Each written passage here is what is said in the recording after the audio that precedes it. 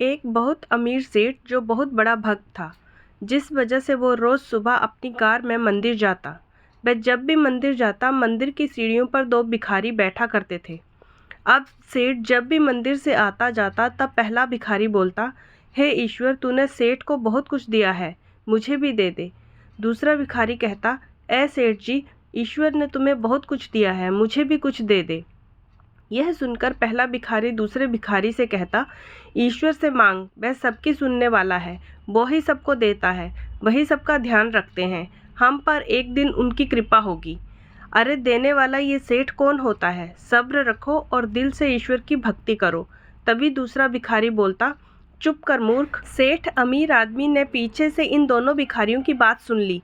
सेठ पहले भिखारी की बातों से थोड़ा प्रभावित हो गया, जिस वजह से उसने दूसरे वाले भिखारी के बारे में सोचा और ये विचार किया कि देखते हैं ईश्वर की कृपा पहले वाले भिखारी पर कैसे होती है।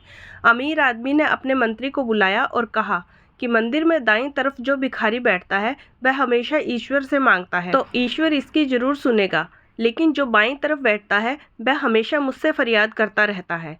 तो तुम ऐसा करो कि एक बड़े से बर्तन में खीर भर के उसमें स्वर्ण मुद्रा डाल दो और वह उसको दे आओ। मंत्री ने ऐसा ही किया। अब वह भिखारी मजे से खीर खाते खाते दूसरे भिखारी को चिढ़ाता हुआ बोला, बड़ा आया ईश्वर देगा, ये देख राजा से मांगा मिल गया ना।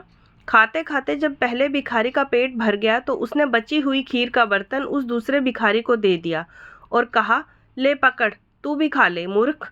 इतना कहकर पहला भिखारी वहां से चला गया। अगले दिन जब अमीर व्यक्ति आया तो देखा कि बाईं तरफ वाला भिखारी तो आज भी वैसे ही बैठा हुआ है, लेकिन दाईं तरफ वाला भिखारी गायब है।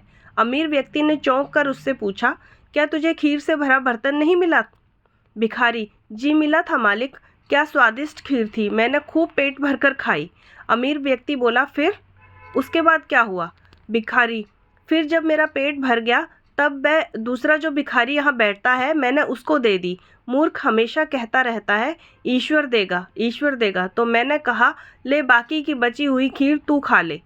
राजा सब समझ गया, मुस्कुराकर बोला, अवश्य ही ईश्वर ने उसे दे ही दिया। दोस्तों, इस कहानी से ये बात साबित होती है कि करने वाला वो ईश्वर ही है, हम इंसान तो मात्र एक जरिया है। उस अमीर इंसान के मन में ऐसी सोच पैदा होना, उसके बाद पहले भिखारी से दूसरे भिखारी तक किसको कितना मिलेगा, कब मिलेगा, ये इंसान का कर्म का चक्र निश्चित करेगा। इंसान का भाग्य भी उसके किए जाने वाले पुरुषार्थ यानी कर्म से बनता है। वो अमीर इंसान चाहता तो डायरेक्ट जाकर उस भिखारी को सोने के सिक्के दे सकता था, लेकिन ईश्वर की मर्जी और उसकी माया कोई नहीं समझ सकता। तो दोस्तों, ये प्रेरक कहानी आपको कैसी लगी कमेंट करके ज़रूर बताना और चैनल को सब्सक्राइब कर लेना। Thank you.